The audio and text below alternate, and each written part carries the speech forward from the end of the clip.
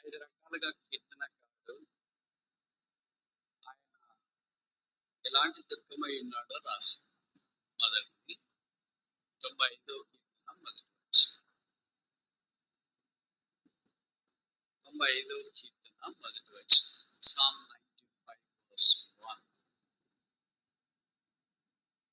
రండి యెహోవాను గూర్చి ఉత్సాహధ్వని చేద్దాము, మన రక్షణ దుర్గమును బట్టి. మొదటి దుర్గం ఏంటి? రక్షణ దుర్గము, రాక్ ఆఫ్ సాల్వేషన్. రక్షణ ఎవరికి అవసరము? అవసరం. క్షమాపణ ఎవరికి అవసరము? పాపం చేసిన వారికి అవసరం. మారు మనసు ఎవరికి అవసరము? దారి తప్పిన వారికి అవసరం. అలాగే రక్షకుడు ఎవరికి అవసరము? రక్షణ లేని వారికి అవసరం.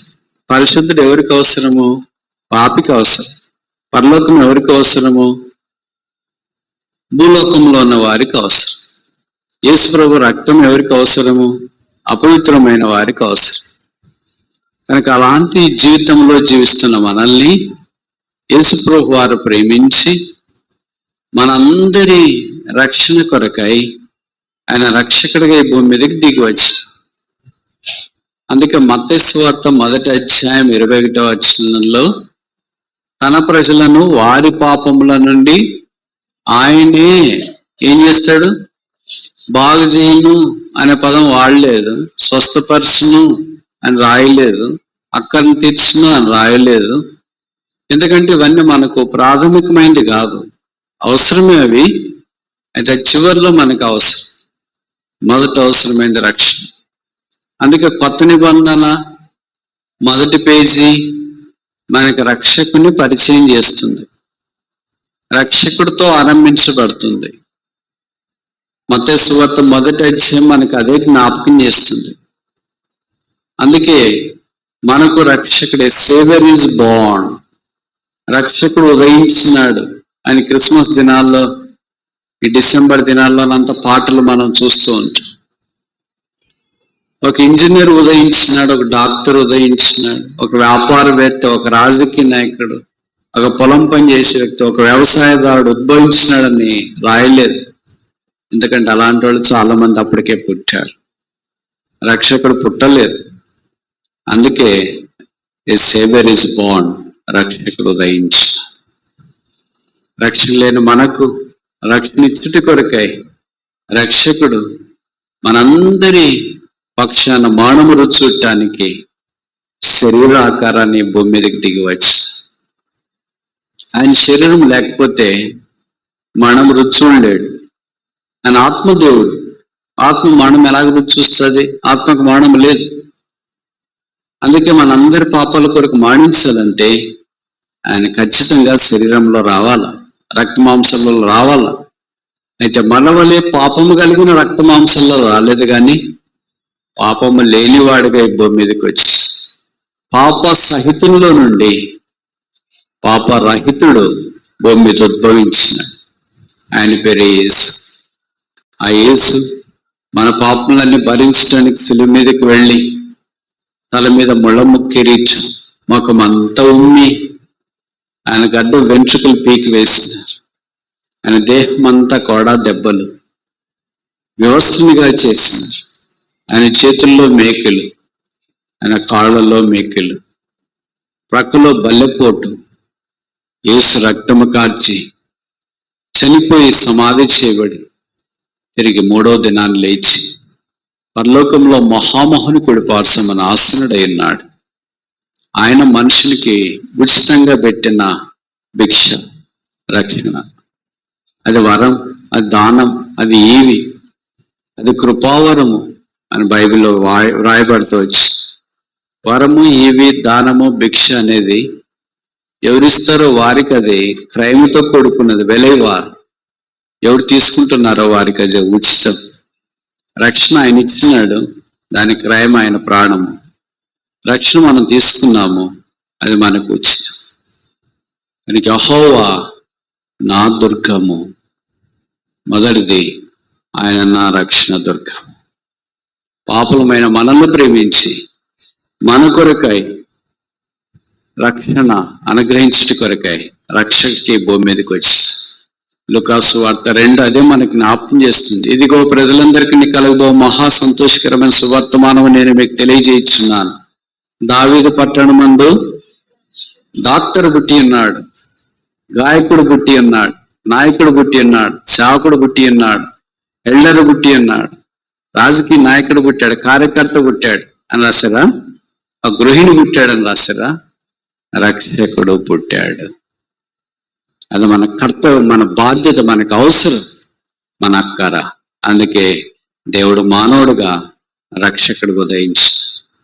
రెండవది కీర్తనలు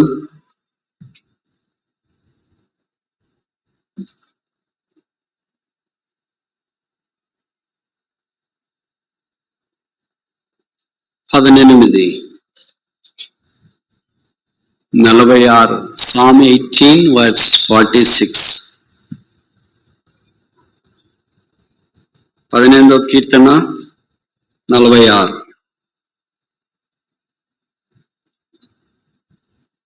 Psalm 18:46. 18వ కీర్తన 46. 46. యెహోవా జీవము గలవాడు, నా ఆశ్రయ దుర్గమైన వాడు, స్తోత్రార్హుడు. రెండవ దుర్గం ఏంటి? ఆశ్రయ దుర్గం. ఎవరికి ఆశ్రయం కావాలా? నిరాశ్రయులైన వారికి ఆశ్రయం కావాలి. ఎవరు నిరాశ్రయులు? ఈ మధ్యలో తుఫాన్లు వస్తున్నాయి కదా, ఇళ్ళు వాకిళ్ళు అన్ని పోగొట్టుకున్న వారిని సైక్లోన్ రిలీఫ్ సెంటర్స్ అంటారు. అంటే తుఫాను బాధిత కేంద్రాలు అని. పెద్ద పెద్ద ఇలాంటి హాల్స్ ఉంటాయి, అక్కడ తెచ్చి అన్ని వదులుతారు. అలాగే యుద్ధంలో కూడా నష్టపోయిన వారికి కూడా, శరణార్థులకి, నిరాశ్రయుల వారికి ఆశ్రయం కలిగిస్తూ ఉంటారు. పెద్ద పెద్ద వాటితో డేరాలు వేసి మనుషులకు నీడ కల్పిస్తుంటారు, భోజనం కూడా ఏర్పాటు చేస్తుంటారు. మనము ఈ పాపాన్ని బట్టి నిరాశ్రయులమైనప్పుడు, అంటే దేవుని సన్నిధి లేకుండా ఉన్నప్పుడు, ఎందుకు లేదు? పాపం అంటే పరిశుద్ధుడు ఉండడు కదా. అందుకే ఆదికాండం 4వ అధ్యాయంలో కయీను హేబెలును చంపిన తర్వాత కయీను దేశదిమ్మరే వెళ్ళిపోయాడు.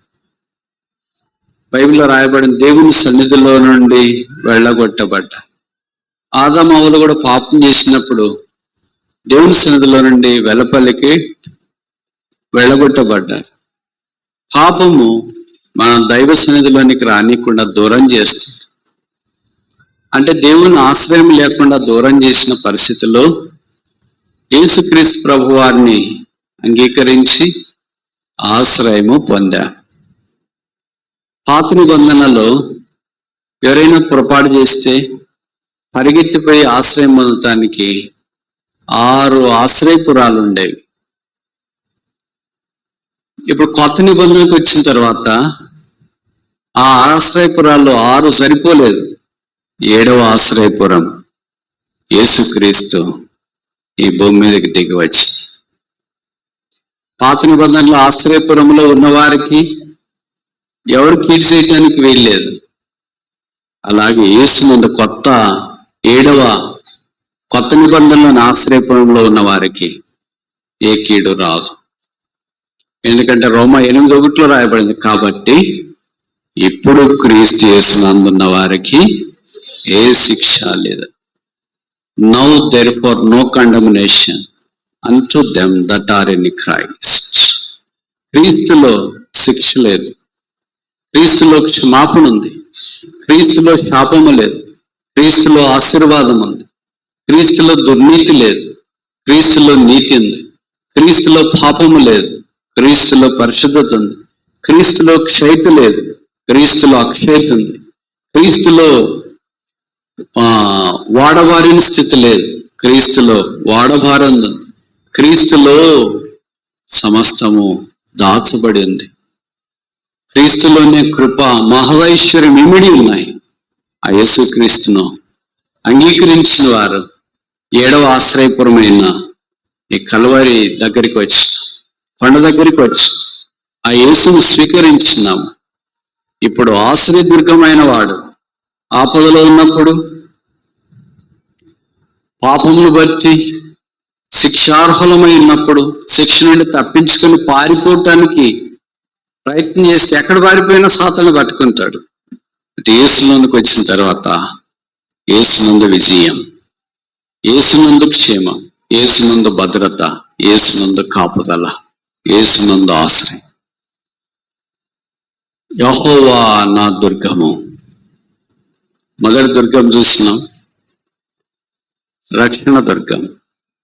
రెండవది ఆశ్రయ దుర్గం. మూడవది కీర్తనలు 18:2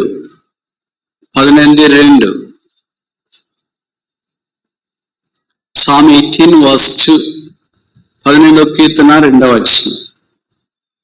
యెహోవా నా శైలము, నా కోట, నన్ను రక్షించువాడు, నా కేడెము, నా రక్షణ శృంగము, నా ఉన్నత దుర్గము, నాదే.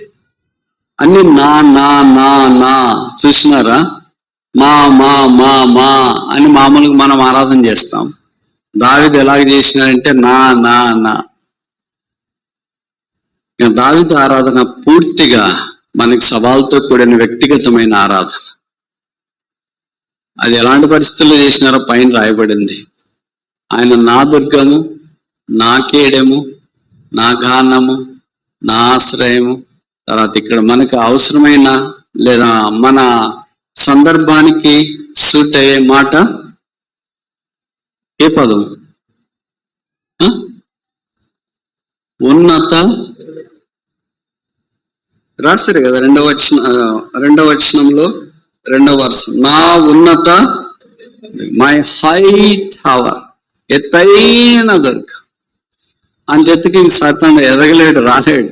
అంటే హిమాలయ పర్వతాలకి ఇంకే ఎత్తు. ఎంతెత్తు? 3వ ఆకాశం అంత ఎత్తు. ఎంతెత్తు? యేసుప్రభు ఎంత ఎత్తుంటే అంతెత్తు. యేసుప్రభు ఎంత ఎత్తున్నాడు? మనం వాళ్ళు ఎవరన్నా అడిగినారు మీ ఎత్తు ఎంత అని చెప్తాం. 5.7, 9, 5 ఎంతో కొంత మన ఎత్తు. యేసుప్రభు హైట్ ఎంత? ఎత్తు ఎంత? పొడవు ఎంత? వెడల్పు ఎంత? విశాలం ఎంత? లోతు ఎంత? బైబిల్లో రాయబడింది, ఆకాశ మహాకాశాలు ఆయనను పట్టజాలు. ఆకాశం ఆయన సింహాసనము, భూమి ఆయన పాదపీఠం. ఆయన కొలవలేవు. ఏ స్కేలు ఏ టేపు సరిపోదు. ఆయన కొలవలేనంత ఎత్తగలిగిన వాడు. ఆయన గ్రహింపు లేనంత విశాలమైన వాడు. అలాంటి యేసుక్రీస్తు మన ఉన్నత దుర్గమయ్యాడు. బైబిల్లో ఉన్నతమైనవి చాలా ఉన్నాయి. ఉన్నతమైన స్థలముల మీదకి నేను నిన్ను ఎక్కించేదను. ఉన్నతమైన కొండలు ఉన్నాయి. ఉన్నత స్థలములపై ఎక్కించి చూపించే పాట కూడా ఉందనుకో. కనుక ఆయన మన ఉన్నత దుర్గం. అంతకుముందు ఎలాంటి స్థితిలో ఉంటుంది? ఉచ్చ స్థితిలో ఉంటుంది. అంటే పడిపోయి నీచులమై పాతాళం వైపు పరుగులు తీస్తూ ఎలాంటి నిరీక్షణకు ఆధారం లేకుండా జీవిస్తూ ఉంటుంది. ఈ ఉచ్చ స్థితిలో ఉన్న మానవుణ్ణి, నీచ స్థితిలో ఉన్న మానవుణ్ణి బైబిల్లో పేతురు రాశాడు కదా, పంది వల్లే. పంది ఎక్కడ పోతుంది? కొండ ఎక్కుతుందా? చెట్లు ఎక్కుతుందా? మీ ఊర్లో ఊరు పందులు కాదు, అడవి పందులు ఉన్నాయా? అడవే లేదు మీకు, అంత పొలాలే కదా, కొండలే లేవు. కనుక దాదాపు ఉండకపోవచ్చు. అవి ఎట్లా దాడి చేస్తాయంటే మీలో కొంతమందికి తెలిసినకపోవచ్చు. మేము వాటిని కనిపించేటట్లే చూస్తుంటాం అప్పుడు రాత్రి యూనివర్సిటీలో అక్కడ ఇక్కడ ఉన్నప్పుడు. మామూలు ఊరు పందులు వచ్చినట్లు 1, 2, 3, 4 అట్లా రావు, మందలు వస్తాయి.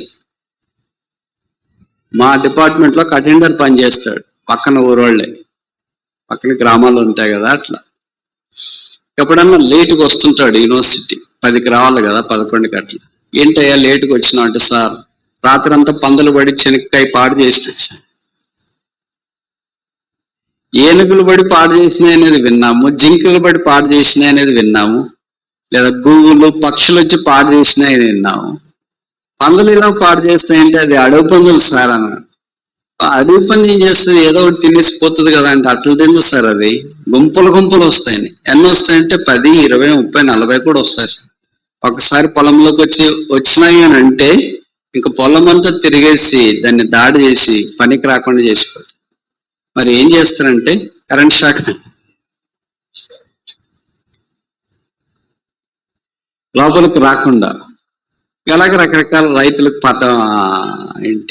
ఆలోచనలు ఉంటాయి కదా. మొత్తానికి వారి పంట కాపాడుకోవటానికి ప్రయత్నం.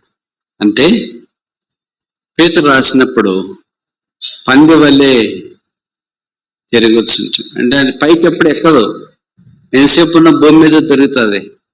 పంది కొండ మీద ఎక్కింది ఎప్పుడైనా ఫోటో చూసినారా మీరు? చూసిండారు. కుక్క అన్ని ఇంట్లో తిరిగేవే, ఊర్లో తిరిగేవి, వీధుల్లో తిరిగేవి. అలాంటి పరిస్థితుల్లో మనల్ని ఆయన ఉన్నత దుర్గం మీదకి ఎక్కించి కీర్తనకాడు రాశాడు కదా, lead me to the rock that is higher than I. నేను ఎక్కలేనంత ఎత్తైన కొండ మీదకి నన్ను ఎక్కించు. ఆ కొండ యేసుక్రీస్తు ప్రభు. ఆ నామమే యేసు నామం, ఉన్నతమైన నామం, అన్ని నామముల కంటే హెచ్చైన నామం. ప్రతి మోకాలు వంగు నామము, ప్రతి నాలుక సంస్థుతించు నామం. ఆ ఉన్నత స్థలములోనికి, ఉన్నత మార్గములోనికి, ఉన్నత దుర్గములోనికి యేసుప్రభు వారు మనల్ని ఇప్పుడు తోడుకొని వచ్చారు. ఆయన నా దుర్గము. 3 విషయాలు చూసినాం. మొదటిదేంటి? రక్షణ దుర్గం. మూడవదేంటి? ఆశ్రయ దుర్గం. రెండవదేంటి? ఆశ్రయ దుర్గం. మూడవదేంటి? ఉన్నత దుర్గం. 4వది చూసి ముగిస్తామా? టైం అయిపోతుంది. 27:1 కీర్తన 27:1.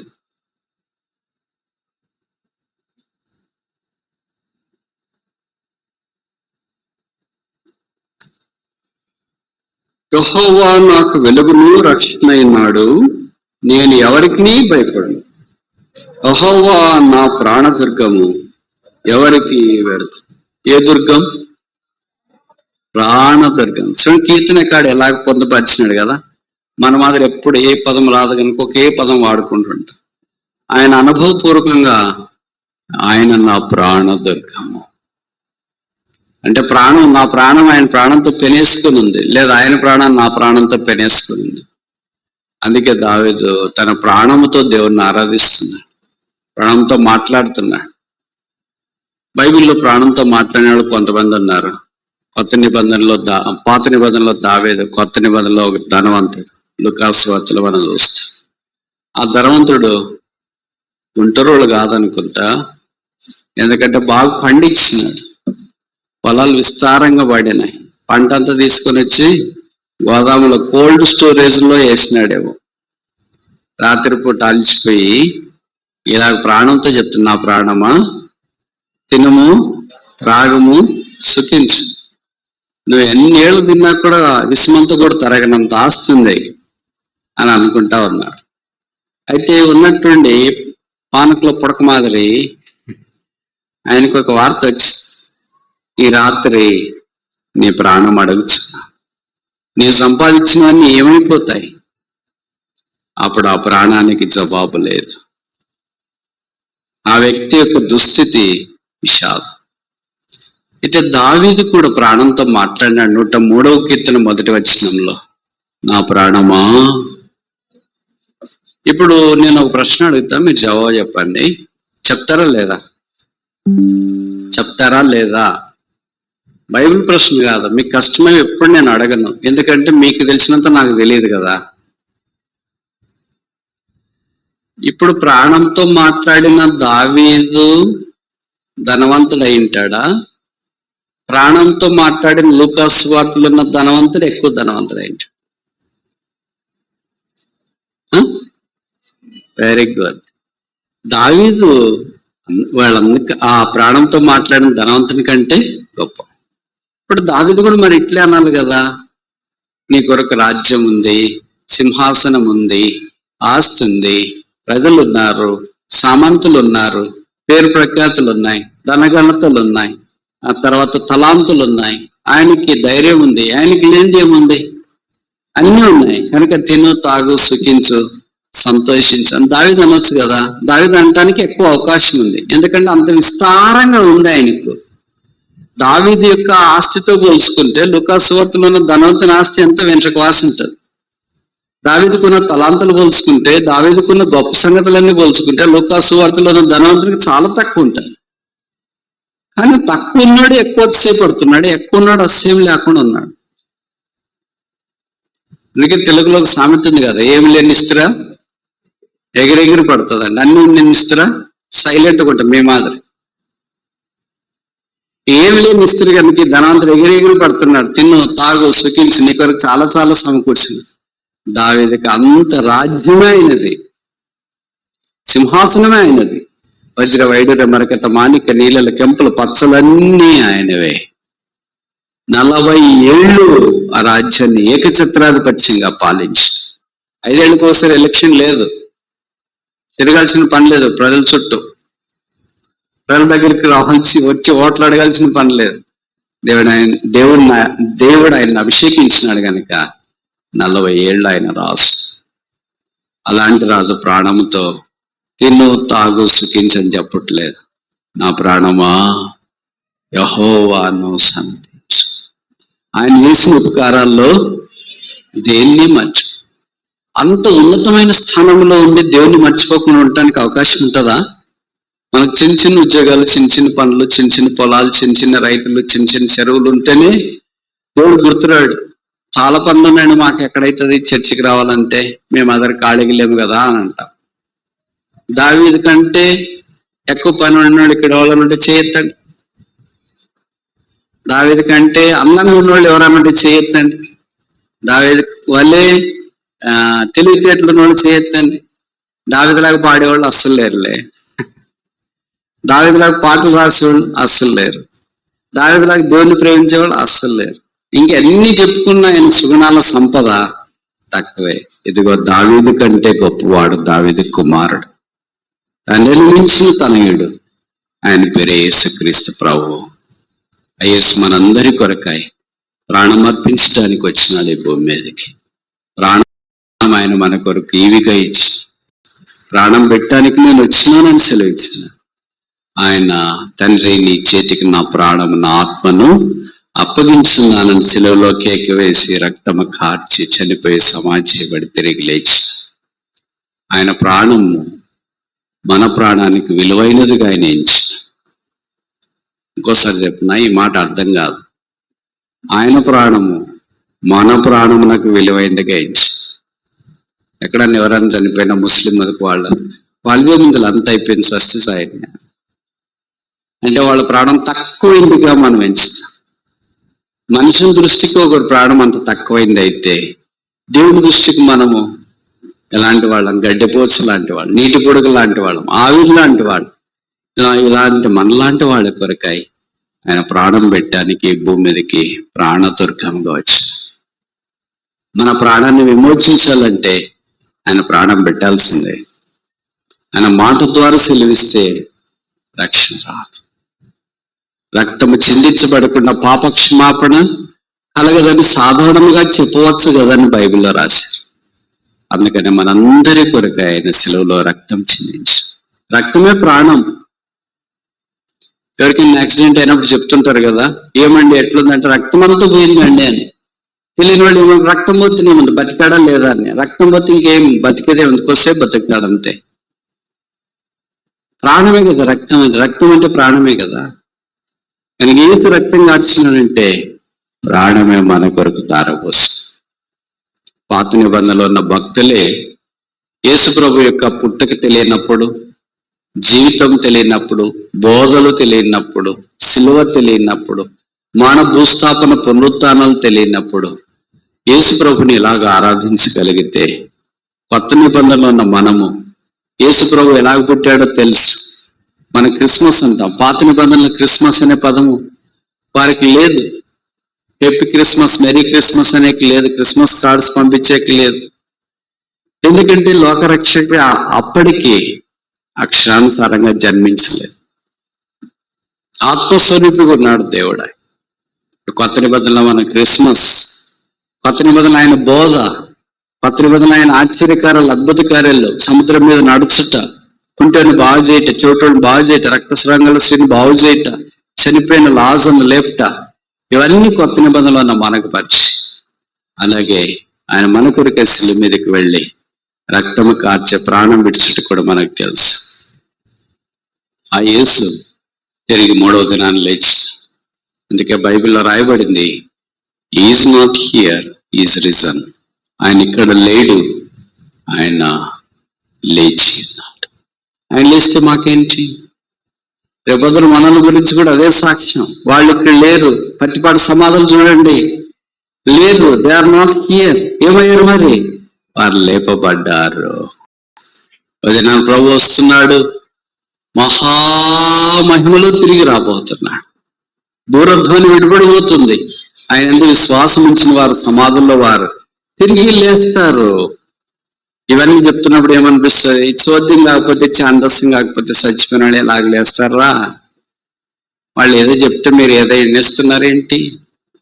చనిపోయిన వాళ్ళు మంటికి మన కలిసిపోతారు కదా, చెదలు తినేస్తాయి కదా, పురుగులు తినేస్తాయి కదా. బైబిల్లోనే రాయబడింది, వారి దేహములను పురుగులు తింటే కమ్మగా ఉన్నాయండి పురుగులకి. మీరు అంటారు కదా, గుంటూరు జిల్లాలోనా మజ్జిగో పెరుగు వేసుకొని అన్నం తింటా ఉంటే ఎట్లుందంటే, పాతకాలంలో అనేవాళ్ళు, ఇప్పుడంటే బాగుందంటారు. పాతకాలంలో ఏమనేవాళ్ళు? కమ్మగా ఉంది. అంటే అది చెప్పనలో కానంత మంచిది అని. పురుగులకి చనిపోయిన మనిషి అలా కమ్మగా ఉన్నాడు. మనిషి క్షీణించిన, ఎముకలను అరిగిపోయిన, మట్టిలో కలిసిపోయిన మృతులను సహా సజీవులుగా లేపు దేవుడు. ఆయన మాటలో శక్తి ఉంది కనుక ఆయన మాట ద్వారా మనం లేపబడుతున్నా తిరిగి ఆయనతో పాటు ఉండటానికి సదాకాలం పరలోకానికి కాదు.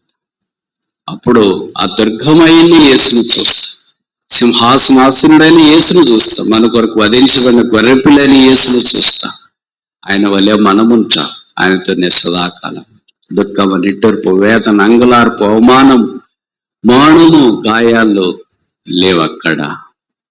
వధించబడినట్లున్న గొర్రెపిల్లని యేసు సింహాసనాసనుడైన ఆయన సన్నిధిలో సాగిలపడే పావనుడా మా రక్షణ కొరకై స్తోత్రం. దానికి ముంగుర్తుగా ఛాయగా ఈ ఆది ప్రబోధనాన మనం సమిష్టిగా చేరి వచ్చి ఆయన ఆరాధిస్తున్నాం. యెహోవా నా దుర్గము. మొదటిది ఆయన నా రక్షణ దుర్గము, రెండవది యెహోవా నా దుర్గము, ఆశ్రయ దుర్గం, మూడవది యెహోవా నా దుర్గము, ఉన్నత దుర్గం, నాలుగవది యెహోవా నా దుర్గము, ప్రాణ దుర్గం. ఆ దుర్గమైన యేసు మన ఆరాధనలో సింహాసనం ఆశీనులుగా చేస్తాం.